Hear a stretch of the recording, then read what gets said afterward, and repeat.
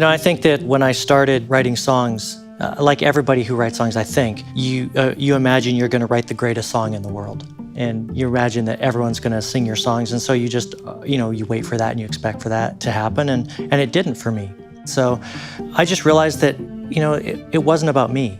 And that it wasn't ever going to be on my time or on my schedule. Because then I would always think to myself, you made this happen. This is the Hillsong Creative Podcast, where we hear from creative experts, influencers, dreamers, and doers, what they've learned and what we can learn from their journey as we explore, respond, and create. This week, we have a special live interview with Andrew and Tim from the band Finding Faith. Andrew is one of the original members of the Australian pop band Human Nature, which has toured internationally with Celine, Dion, and Michael Jackson, and just finished their 1500th show as a band. Tim is a worship pastor, and this conversation covers many practical things any creative can learn from and apply. Let's jump straight into their interview with Gabe Kelly. Well, it is fantastic to have Andrew and Tim here for our Hillsong Creative Podcast. Thank you very much for being here with us, guys. Our pleasure. Thank you. Obviously, Andrew, Australians will be very familiar with you. We've just actually been at our Hillsong Creative Team Night, where you guys have spoken about your new venture, Finding Faith, told a little bit about your story, your background, Andrew, being, as Dave called you, Australian pop music royalty, which I thought was quite nice. That's a heavy mantle to hold up. It is. His words, not yours. Your background with Human Nature and the road that you've travelled. Tim, we've already found out that you're a Canadian living in Las Vegas, visiting Australia. So if you have any idea where you are right now, I'm very impressed. Yeah, I think I'm somewhere in the Southern Hemisphere. You're somewhere. Yeah, somewhere. You're doing well. Andrew, just tell us quickly, how did you get started musically as a youngster? Well, my mum, who's here, is a piano teacher. And so we've always had music in our family. We grew up, I've got a younger brother, Mike, who's in Human Nature, and older sister, Margie, who's here as well. And we would music was in our family the whole time. It never was something that was forced on us. It was just there.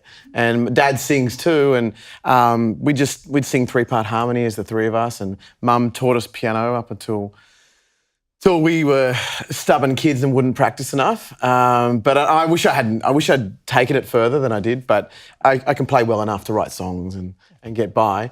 But so music's just, it's always been there. So I'm really blessed by that, and it's become my career too, which is amazing. I have this picture of you guys as a very musical family, kind of singing around the table and having sing-alongs at a piano. Was it that kind of feel? Yeah, exactly. And still, when I was living back here for Christmas, we would always get together and do Christmas carol nights, and so music is just part of who we are as a family. So it's amazing. Awesome.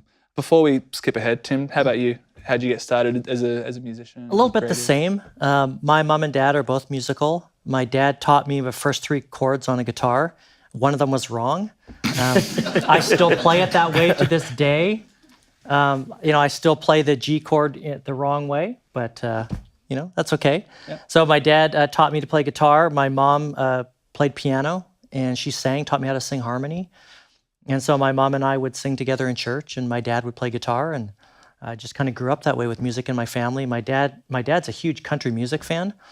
He did not pass that on to me at all. But I grew up listening to great country artists and just appreciating harmonies. And of course, when I told them I loved Prince, they just about fell over because Yeah, that would not have gone down well for a country music family. Exactly.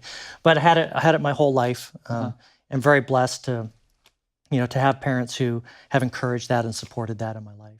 You said before that you came up through the church, obviously part of the worship team at the church you're involved in, I'm guessing. And so Actually, no. I grew up in a church that had no contemporary music in it at all. It was hymns only.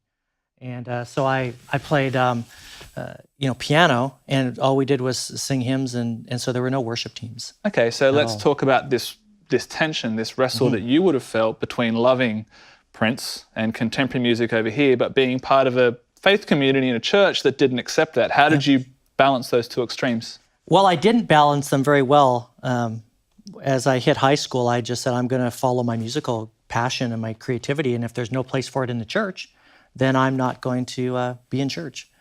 And so I left church in high school and pursued playing in bands and writing songs and playing in bars and And just because I wanted to explore my creativity. And, the more I did that, the further I got away from church and the further I got away from my faith. And because there was no place for me to come back to with my music. And in fact, it was, I remember one time I went to church and I had my guitar with me and somebody said, "Get that campfire instrument out of our church."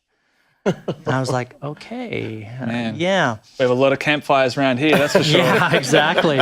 But, like I said earlier, a friend invited me to go to Willow Creek. And so I was like, okay, I'll attend. And Darlene and the Hillsong team were there leading worship. And I heard music.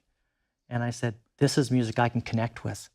And so, I said, if there's a place for music and songwriting in the church, then I want to be part of that. And I had reconnected with my faith again a few years before that and was a pastor at that point, but, was a teaching pastor and didn't think music was ever part of the church again. I love hearing about your creative journey, kind of have a few false starts along the way before it kind of found its place back home, back in church. While this is happening, not the exact same time, Andrew, for people who aren't familiar, tell us just the quick synopsis of you starting out here, your career in Australia and where you are now. 28 years in a nutshell.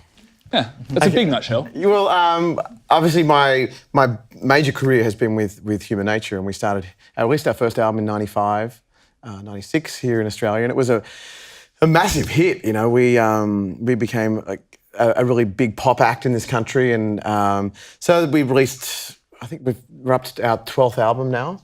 So that's a lot of records we've made, and our career's been amazing. We've been so embraced by Australia and people, and I never thought of myself as pop music royalty, but I love that people kind of see us, kind of respect what we've done and still enjoy what we do. So that's been my musical journey. It was I left high school and went and studied physiotherapy for a little while because I wasn't sure if music would be my career, but Mum and Dad encouraged my passion for music and wanting to be in the industry. So that was a real blessing there, because a lot of parents don't, they would be fearful of their kids having a career in music. So, but they knew how much we loved it, so they supported us.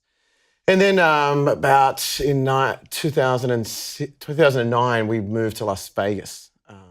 And that's a big jump from in the story, but that was a very significant moment for us because our whole families all moved over to Las Vegas, and we've been doing a show in Las Vegas now for almost 10 years. The four of us and all our families went over there, and it's been an amazing opportunity, and it's we've all grown as people, and I feel I'm a better singer, a better musician than I ever was because of that. So it's been great. I would love to dive into this because you just took a sentence to say that you moved your entire family from here to Las Vegas, and you said it was a big move, but I'm sure for everybody sitting here, for everybody listening, I'm sure a lot more. It was a big decision. It would have been a very brave decision.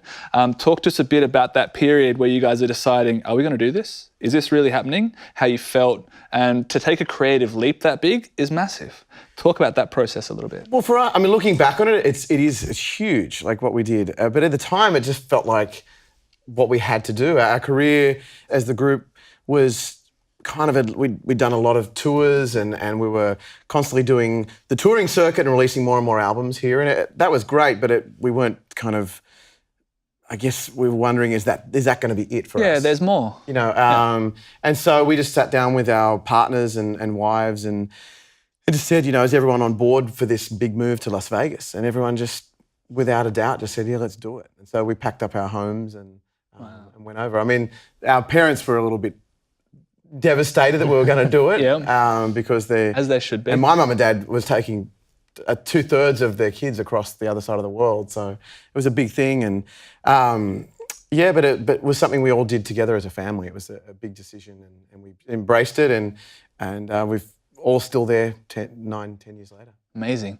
I'm sure you had moments on this side and once you'd made the move that you wondered if you'd made the right decision for your family, or were you completely confident?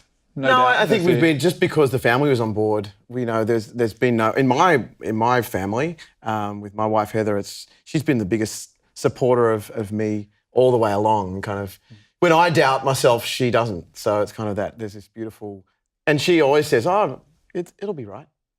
She's got this attitude about things and the move to Vegas was like that. Yeah, it'll work out. It'll work out. So she has this quiet confidence and faith in in me and faith in what God's going to do in our life. Yeah, you cannot understate the power of a partner who believes in the dream and wants to, come alongside you and support you. It's everything. Talk to me from a creative standpoint about what you guys do now in Vegas. You said you've been there almost 10 years. Did I hear you say you've done almost 1,000 shows? Almost 1,500 shows now. Almost 1,500 shows. And I'm sure a similar show, night after night, similar room. I'm sure things change from season to season, but you've been doing the same thing 5 nights a week for a long time. How do you keep that fresh? How do you stop yourself just going into autopilot and...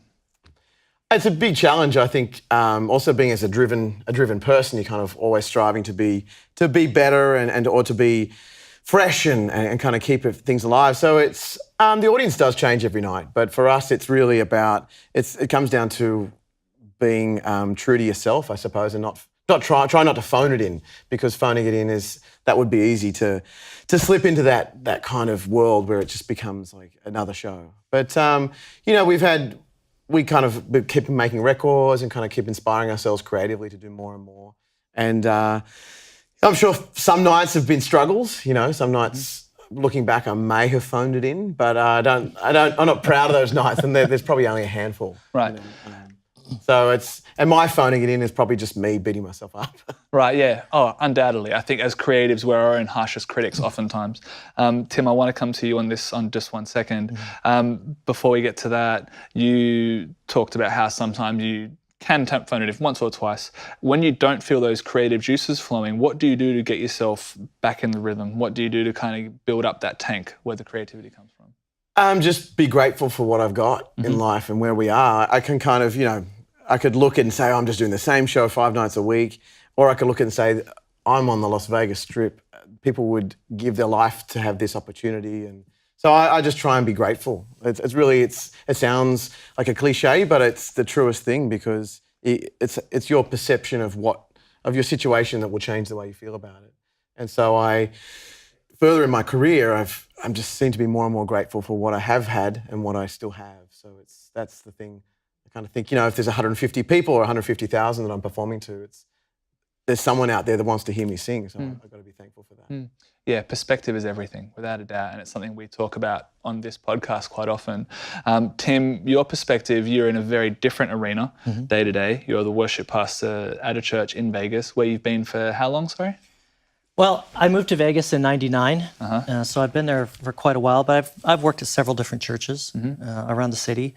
Currently, I'm at a church called Sin City Church. Of course. What else would you call a church in Las Vegas? And I just, I'm loving what I'm doing, because, I've been a worship pastor at churches with thousands of people, and this is a new start for me. This is I'm at a church plant. And so I'm remembering slowly how to plug in snakes again, and how to, turn it's a whole new thing. And like, the monitors plug in there, and the power amps, and that stuff I did 25 years ago when I was starting, and now to do it again it's fantastic. I love it. So talk to me about relearning, not some of those skills so much, but the mindset approach from going from something bigger to something with more of a startup mindset. What have you had to relearn or kind of retrain in yourself to get the best out of you?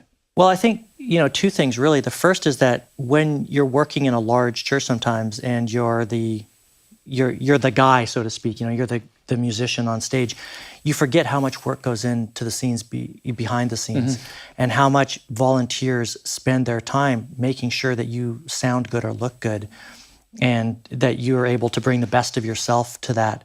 And sometimes it's easy to just walk up on stage and do your thing, and then walk off stage and forget that people have put in so much more time than you behind the scenes. And so now I'm kind of doing that again.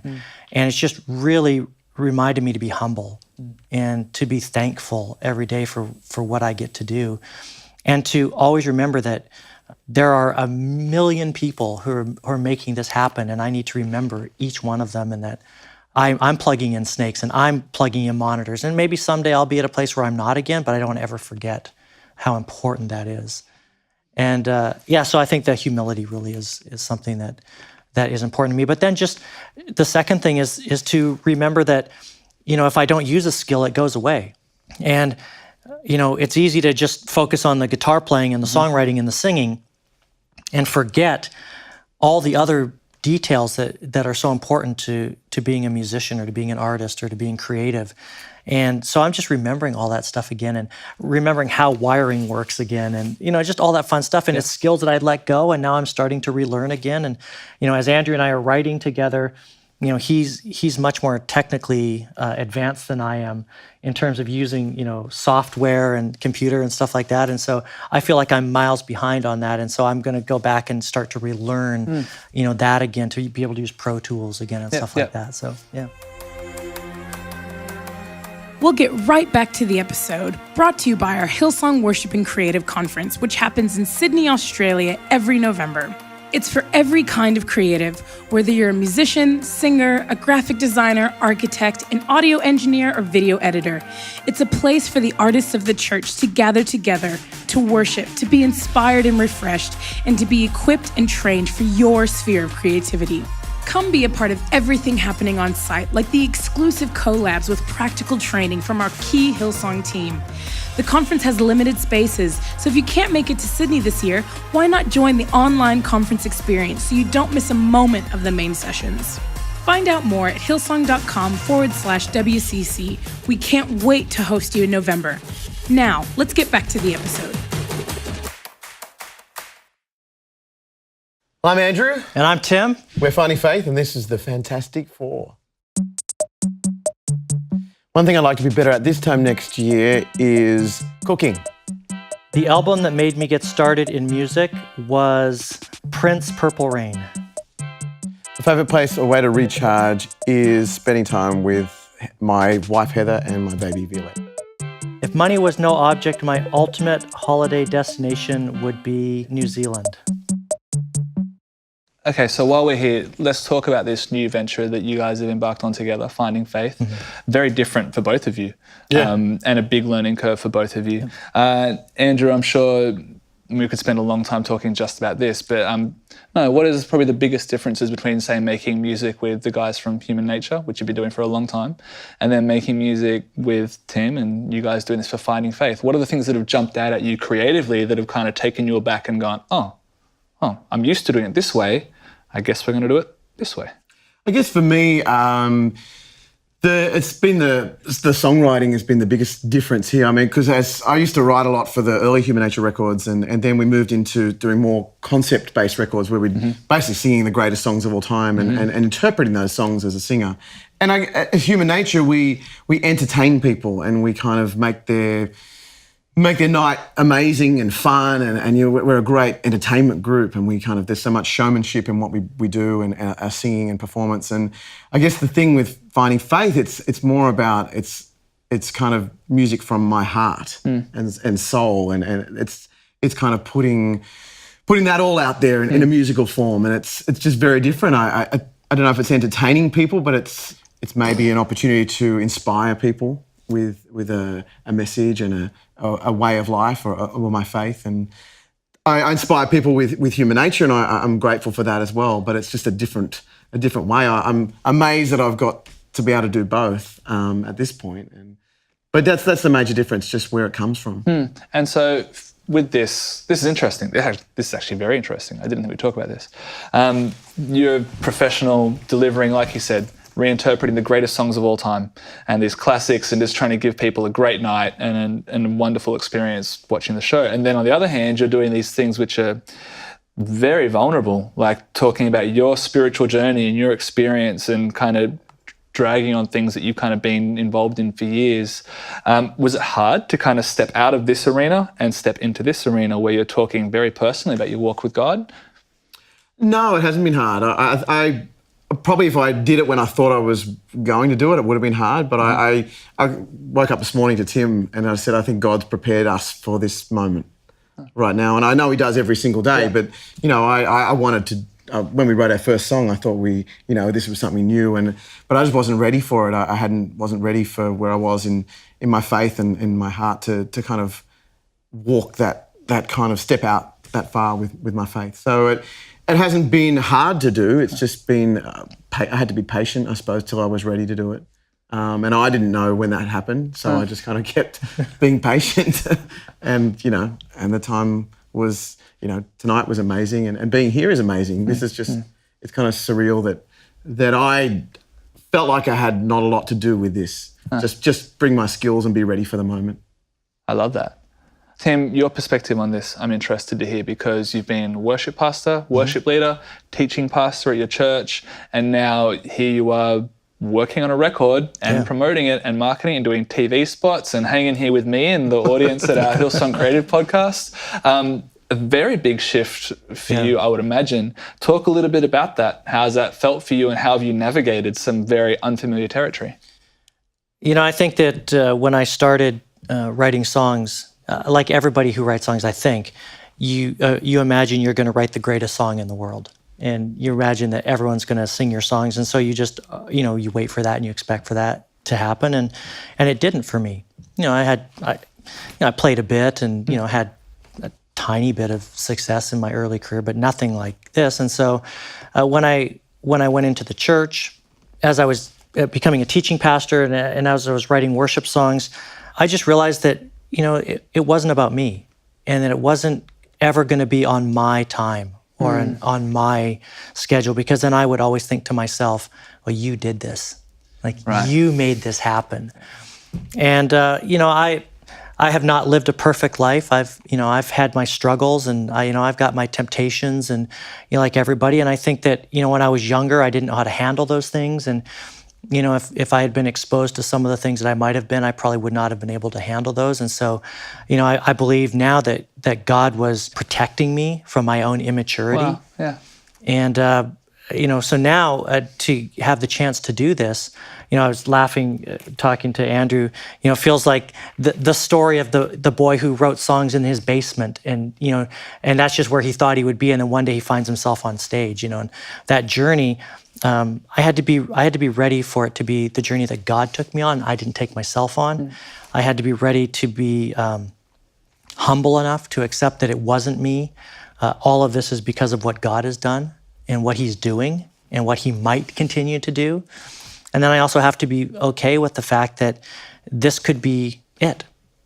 And I could be back as a teaching pastor tomorrow in my church, and all of this would have been a great, fun weekend, and to be okay with that, and not to be upset about it, and not to question, like, in my immaturity, why, and so I'm just very blessed to be able to look back now and say God was building patience in me, and refining my gifts and refining my ability to write songs. And I used to write songs on my own, and I wouldn't let anybody else touch them because they were my songs. And now to be able to share songs and to write, in a collaborative experience, like writing with Andrew, has been so fun and so freeing and so rewarding. And then to write with Dean Usher has been amazing. And then yesterday we were writing in the studio with the Banton brothers. And the four of us sitting around in the studio, and we actually wrote something that I think sounded pretty good. Did that yesterday? Sounded great. Sounded amazing yesterday. Today it might suck. Who knows? But to be okay to share that, and to share creativity, and to share experiences, and not to make it all about me, but to make it about us, and ultimately to make it about God. I love that. It's been a huge process, a learning curve for me. What a great encouragement. By way of wrapping up, Andrew, do you have anything that you would like to encourage people who are just starting out on their creative journey? You've been in the game, in the industry for a long time, learnt a lot of lessons. Anything that you wish you could tell yourself, the starting out Andrew now? I just, people ask us, we did this incredible thing. We supported Michael Jackson and early of our career, and I don't think I fully realised the enormity of that moment, because we were young kids and we were wanting the next thing. We were worried, was our record going to be a hit in England, and when it wasn't. And so I just think if you, it's kind of good to have the perspective that I have, but just be grateful for whatever happens, And that's the only thing I can say. Like, if you get the opportunity to sing at church on a worship team, be grateful for that. Or if you get the opportunity for someone to, want you to write more songs for them, you just be grateful. I think that's the only thing, and humble about it, because I wish I had been more grateful about that moment with Michael Jackson, because I probably would have taken more in. But it was just kind of, we were young guys and just thought, yeah, of course. What's next? Yeah, exactly. Well, we are out of time today for our Hillsong Creative Podcast, but I have had an incredible experience listening to you guys, learning from your wisdom, your experience, from me, and hopefully from our audience who are here tonight. I want to say a massive thank you to you guys for coming in, for sharing with us and our podcast audience. If you guys want to get the notes, you can find them on the show notes. We'd love you to subscribe, where you can find more great episodes like this one. And of course, you can check out Finding Faith. The record is incredible. I've had a sneak peek to a few songs. I think you will love it. But guys, can we please thank Andrew and Tim for joining us tonight. We hope you enjoyed that interview and pray that you're inspired and challenged in your own creativity. Next up is this week's story for the Psalms of Ascent. You can find out more at hillsong.com/WCC and join with us in the 100-day creative challenge.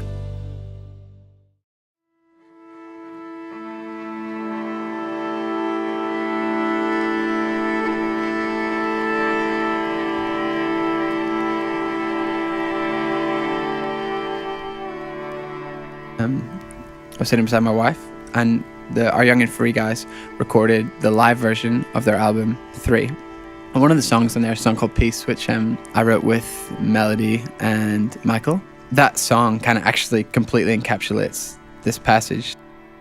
When I think of that song, I see through the grace of God and what he's doing with it, how it's positively affecting people, especially people that deal with anxiety. I can't help but look at it and see all the amazing things that are happening from that song, but then also be like, what does it cost my wife that was able to be a possibility? You know, it was really written from a place of me wanting to give her something. My wife has an anxiety disorder, and quite a bad one, and she regularly struggles with anxiety.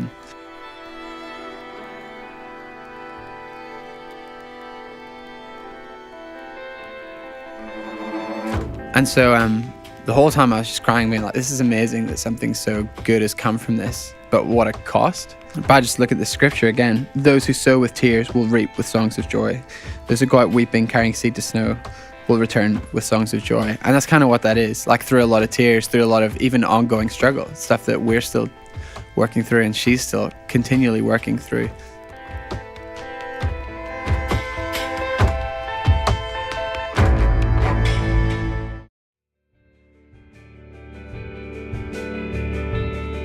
Well, that's it for today's episode. We hope you enjoyed it. If you'd like to subscribe, you can do that on iTunes, YouTube, or SoundCloud. And I'd encourage you to do that so you can be a part of the journey with us. We'd love to hear from you too. So if you want to give us your comments, do that on our Instagram. It's @HillsongWCC. And we'll see you next time.